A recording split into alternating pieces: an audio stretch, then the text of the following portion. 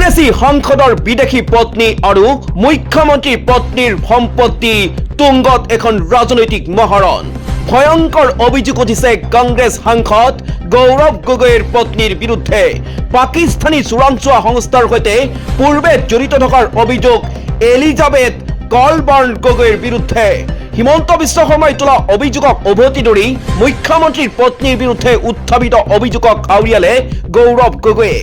আকৌ এটা Facebook post, পুনৰ নাম উল্লেখ নকৰাকৈয়ে এগৰাকী সাংসদ তথা তেওঁৰ পত্নীৰ বিৰুদ্ধে গুৰুতৰ অভিযোগ উত্থাপন কৰিছে অসমৰ মুখ্যমন্ত্ৰী ডক্টৰ হিমন্ত বিশ্ব শৰ্মাই। পিছে মুখ্যমন্ত্ৰীয়ে নাম উল্লেখ নকৰিলেও এটা শব্দ বান কাক উদ্দেশ্যে প্ৰক্ষেপ কৰিছে সেয়া সকলোৱে বুজিছে। কিয়নো যোৱা দুদিন ধৰি অসমৰ ৰাজনীতিত সৰ্বাধিক চৰ্চা হৈ থকা বিষয় এইটোৱেই। যোৰহাটৰ কংগ্ৰেছ সাংসদ তথা লোকসভাত বিৰোধী উপ দলপতি গৌৰৱ গগৈৰ পত্নী এলিজাবেথ কলবাৰ্ণ গগৈৰ পূৰ্বৰ কৰ্মজীৱনক লৈ প্ৰচাৰিত এক খবৰে এতিয়া ৰাজ্যৰ ৰাজনীতিত জোকাৰণিৰ সৃষ্টি কৰিছে, যাৰ সৈতে সাঙুৰা হৈছে গৌৰৱ গগৈকো। মুখ্যমন্ত্ৰী হিমন্ত বিশ্ব শৰ্মাই নিজৰ পোষ্টত গৌৰৱ গগৈৰ নাম উল্লেখ নকৰাকৈয়ে তেওঁৰ পত্নীক পাকিস্তানী চোৰাংচোৱা সংস্থা ISIৰ সৈতে কাম কৰাৰ লগতে জৰ্জ চৰ্চৰ সৈতেও সংযুক্ত বুলি অভিযোগ কৰিছিল।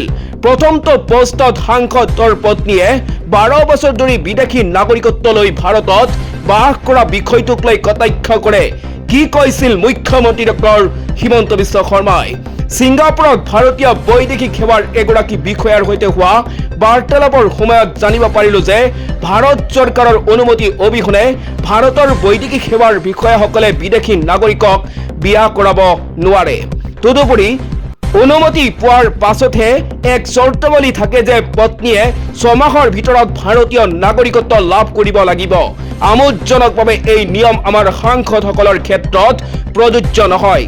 তদুপৰি সাংসদৰ বিদেশী পত্নীয়ে 12 বছৰ কাল বিদেশী নাগৰিকত্বৰ সৈতে থাকিবলৈ পোৱাৰ দৰে বিষয়সমূহক অচাবলগীয়া। আন সকলো বিবেচনাতকৈও জাতিৰ প্ৰতি অনুগত্যই সদায় অগ্ৰাধিকাৰ পোৱাটো উচিত।